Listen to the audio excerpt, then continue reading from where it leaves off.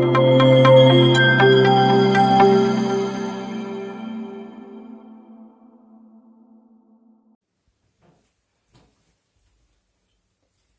Everyone, I am Smriti Sinha here और आप सबका हमारे चैनल साइंस जोन पे स्वागत है।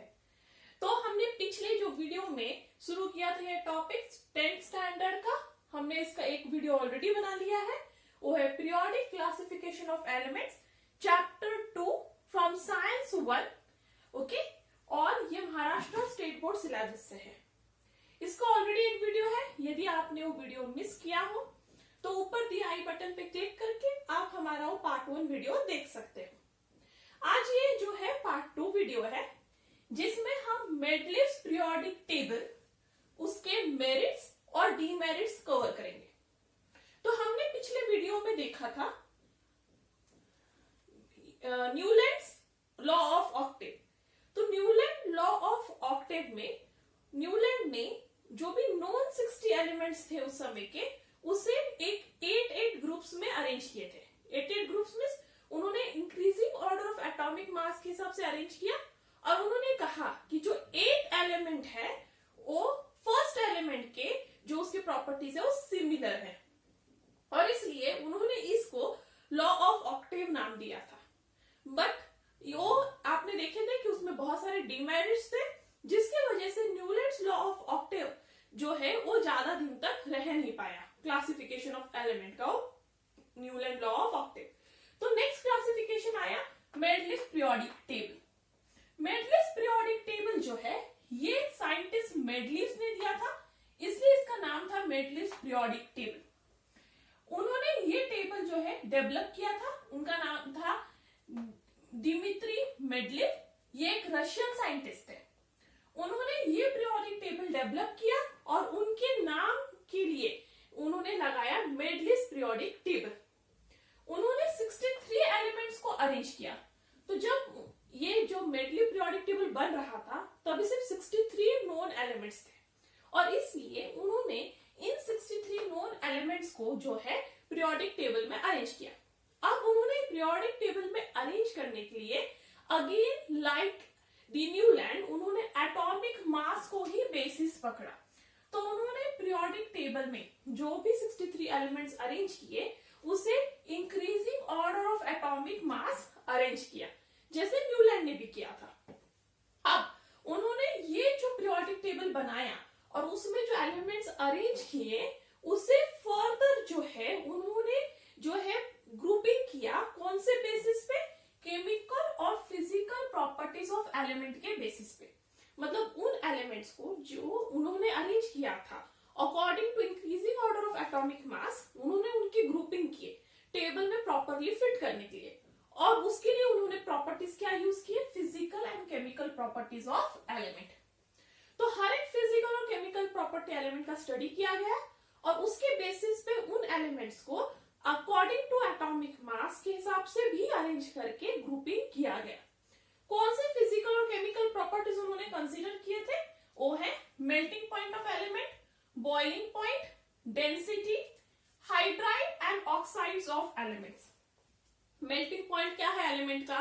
सिमिलर मेल्टिंग पॉइंट वाले, सिमिलर बॉइलिंग पॉइंट वाले, सिमिलर कंपाउंड जो सेम टाइप ऑफ हाइड्राइड और ऑक्साइड बनाते हैं। What is hydride and oxide? Suppose आपके पास एक एलिमेंट है जो हाइड्रोजन के साथ कंबाइन होकर EH बनाता है। कभी कभी ये एलिमेंट दो हाइड्रोजन के साथ कंबाइन होगा तो EH2 बनाएगा। तो ये इस तरह से वो हाइड्राइड है। ये EH4 हो सकता है, E2H हो सकता है। सो ये कॉम्बिनेशन कैसा भी हो सकता है, but element and hydrogen together वो एलिमेंट के हाइड्राइड्स हुए। एलिमेंट्स के ऑक्साइड मतलब एलिमेंट एंड ऑक्सीजन टुगेदर। अब उसमें क्या हो सकता है? EO2, E2O, कुछ भी हो सकता है, but element and oxide together. तो ये एलिमेंट और हाइड्राइड और एलिमेंट के ऑक्साइड के स्टडी भी किए उन्होंने, उनके भी मेल्टिंग पॉइंट, बॉइलिंग पॉइंट देखा, और उसके हिसाब से पूरे पीरियोडिक टेबल को डिजाइन किया गया। तो आपको यहाँ 3 बातें याद रखनी जरूरी है। मेडलिफ्स ने ये 63 एलिमेंट्स को क्लासिफाई करने के लिए सबसे पहले सारे एलिमेंट्स को इंक्रीजिंग ऑर्डर ऑफ एटॉमिक मास में अरेंज किया। दूसरी बात कि उन्होंने साथ ही साथ फिजिकल और केमिकल प्रॉपर्टीज एलिमेंट के ध्यान में रखे और उसके हिसाब से वो अरेंजमेंट जो है किया, जैसे कि melting point, boiling point, density, hydride of element, oxide of element. और उन्होंने ये सब अरेंजमेंट करने के बाद एक चीज देखी कि जो भी प्रॉपर्टीज ऑफ एलिमेंट हैं वो थोड़े थोड़े इंटरवल के बाद रिपीट हो रहे हैं, मतलब थोड़ी थोड़ी दूरी के बाद वो प्रॉपर्टीज जो है एलिमेंट के रिपीट हो रहे हैं। जैसे एक एलिमेंट है वो ईओ ऑक्साइड बना रहा है, तो थोड़ी दूरी के बाद एक और एलिमेंट है जो ईओ ऑक्साइड बना रहा है, और उस हिसाब से उन्होंने उसका ग्रुपिंग किया, ठीक है, और इसे नाम दिया मेडलीफ पीरियोडिक लॉ। तो मेडलीफ पीरियोडिक लॉ क्या है? वो लॉ कहता है कि जो भी प्रॉपर्टीज है एलिमेंट्स के वो एक्चुअली पीरियोडिक फंक्शन है ऑफ देयर एटॉमिक मासेस। तो जो भी एलिमेंट्स के प्रॉपर्टीज होते हैं वो एक्चुअली डिपेंड होते हैं उसके एटॉमिक मासेस पे। पीरियोडिक फंक्शन क्यों? क्योंकि थोड़े थोड़े इंटरवल के बाद जो भी प्रॉपर्टीज है एलिमेंट के, यदि आप एलिमेंट को according to atomic mass, increasing order of atomic mass के हिसाब से अरेंज कर दो, तो थोड़े थोड़े दूरी के बाद एलिमेंट्स के प्रॉपर्टीज जो है सिमिलर दिखेंगे कुछ पहले वाले एलिमेंट से, और इसलिए उसे कहा जाए प्रॉपर्टीज ऑफ एलिमेंट जो है वो पीरियोडिक फंक्शन है टू देयर एटॉमिक मासेस। अब मेडलीफ की जो पीरियोडिक टेबल था उसमें दो चीजें थी, एक था वर्टिकल कॉलम, दूसरा था हॉरिजॉन्टल रो। वर्टिकल कॉलम को मेडलीफ ने नाम दिया ग्रुप्स और वर्टिकल रो को मेडलीफ ने नाम दिया पीरियड्स। तो ये जो ऐसे लंबे लंबे ये थे, ये हुए मेडलीफ के वर्टिकल कॉलम यानी कि ग्रुप। ऐसे 8 ग्रुप थे, यहाँ पे मैंने 4 दिखा है। और फिर जो ऐसे ऐसे वाले थे उसको मेडलीफ ने नाम दिया पीरियड्स। तो ऐसे उनके पास 12 पीरियड्स थे, ठीक है। तो ऐसे जो है वो ग्रुप से ऐसे सीधे सीधे सीधे सीधे ये ग्रुप्स हुए, और ऐसे जो है ये वर्टिकल हॉरिजॉन्टल वो हुए उसके रोज। तो याद रखिए मेडलीफ के पास वर्टिकल कॉलम्स थे जिसे नाम दिया ग्रुप्स, वो 8 ग्रुप्स थे, और उनके पीरियोडिक टेबल में ऐसे हॉरिजॉन्टल रोज थे जिन्हें उन्होंने नाम दिया पीरियड्स, और वो 12 पीरियड्स थे, ठीक है। तो ये याद रखना है। अब देखिए जैसे कि ग्रुप 1 में उन्होंने लिखा R2O, मतलब इधर O एलिमेंट्स आएंगे जो R2O टाइप ऑफ ऑक्साइड बनाते हैं। नेक्स्ट ग्रुप 2 में उन्होंने नाम दिया RO, मतलब इधर O एलिमेंट्स आएंगे जो RO जो है उसके इस तरह के ऑक्साइड्स बनाते हैं। तीसरा था ग्रुप 3 जिसमें उन्होंने नाम दिया R2O3, यहाँ पे O एलिमेंट्स आएंगे जो R2O3 टाइप ऑफ ऑक्साइड बनाते हैं।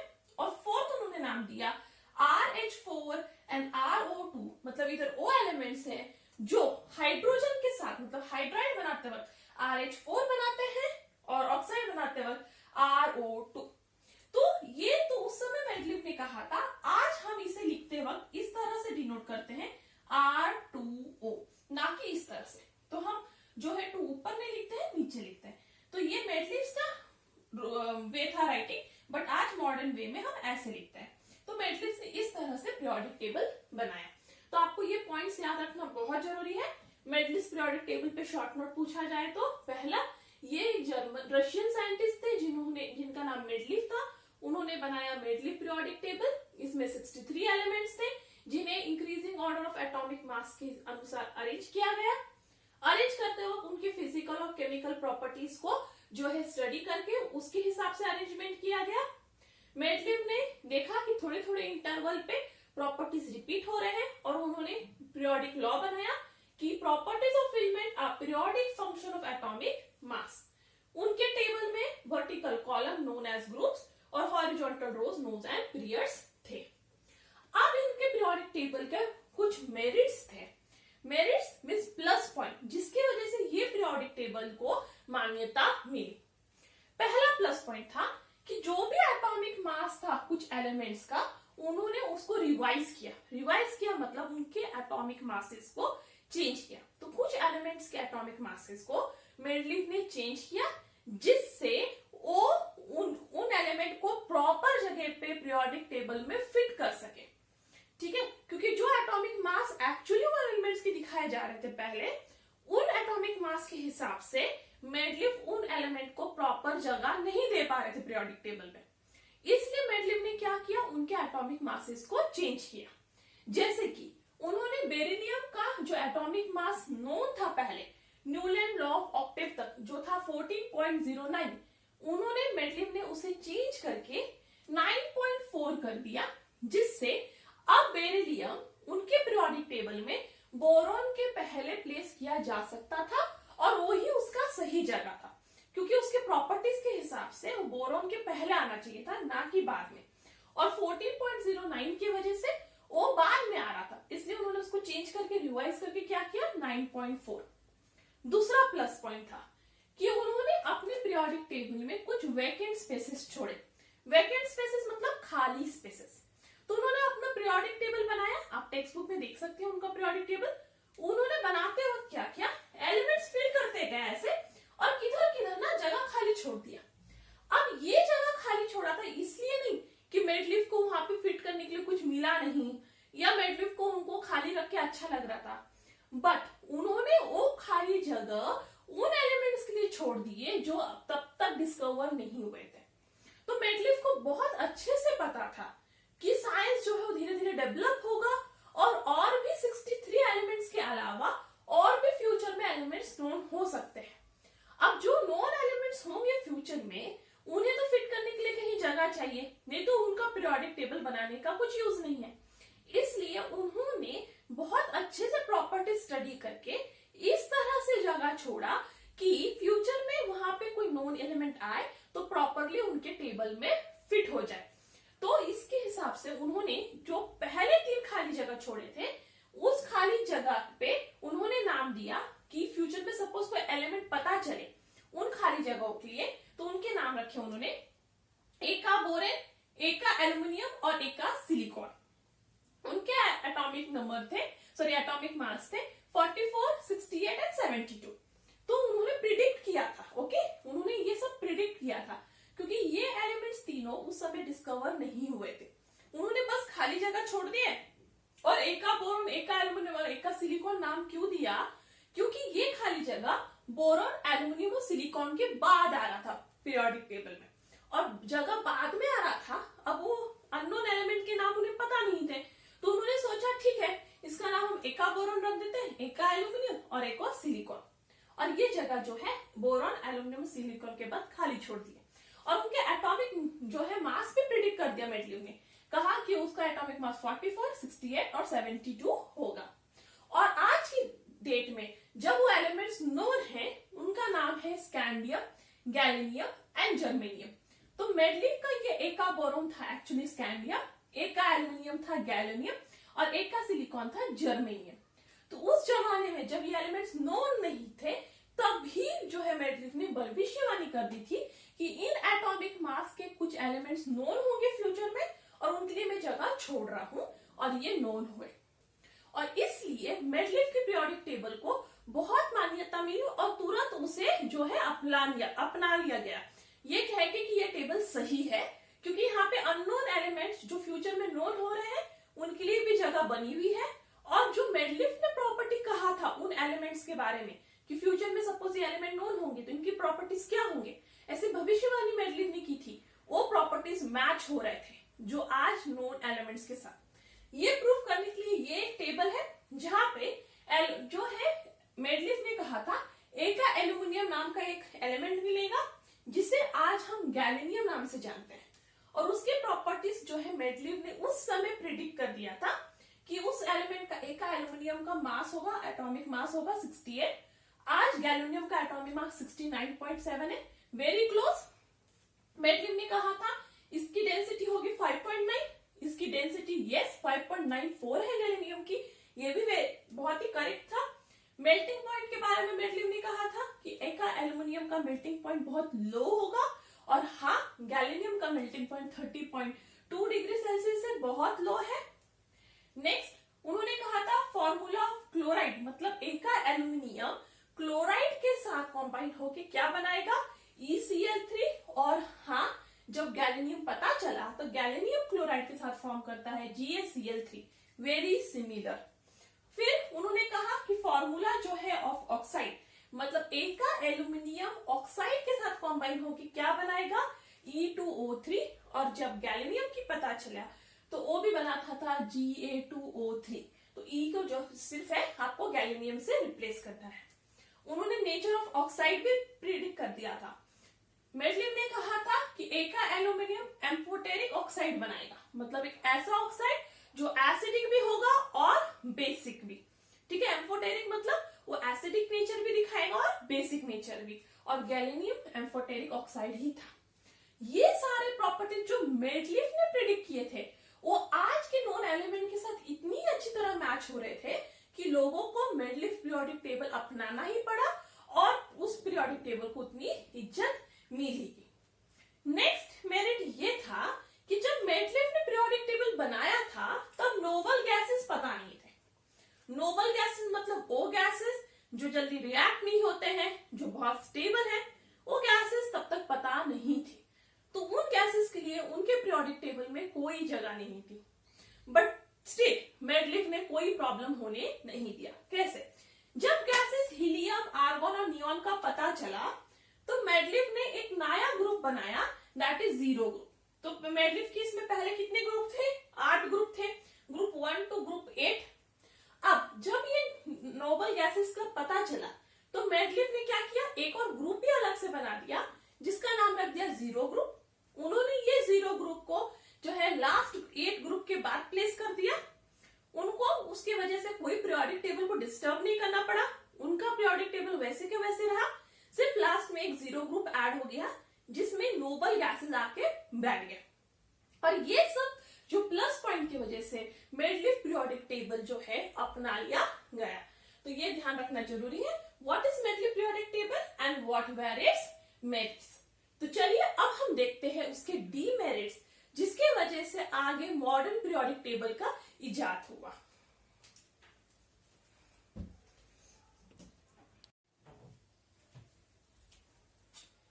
तो चलिए अब हमने देखा है what is Mendeleev periodic table, उनके मेरिट्स।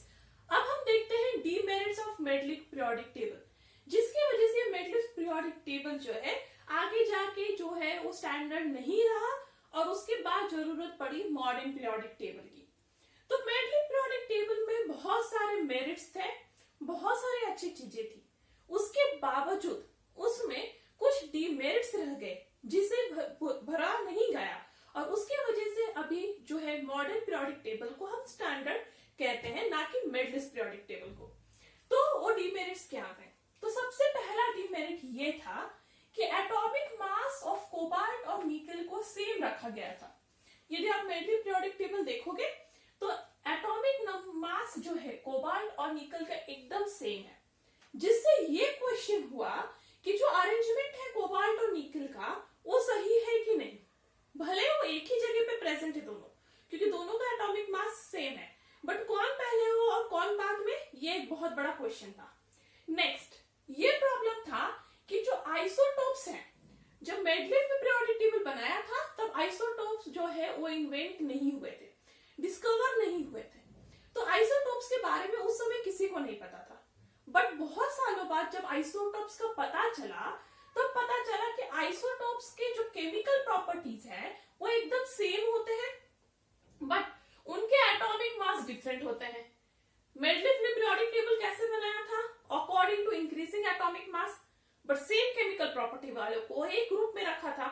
बट जब आइसोटोप है उनके एटॉमिक मास डिफरेंट है और केमिकल प्रॉपर्टी जो है सेम है, तब ये बहुत बड़ा क्वेश्चन हो गया और चैलेंज हो गया कि इन आइसोटोप्स को कहां पे पीरियोडिक टेबल में फिट किया जाए, क्योंकि एटॉमिक मास तो है different but chemical properties same. Next ये वाला डीमेरिट था कि जब एलिमेंट्स को अरेंज किया गया according to the increasing atomic mass, तो जो एटॉमिक मास का इंक्रीज हो रहा था वो कोई यूनिफॉर्म नहीं था।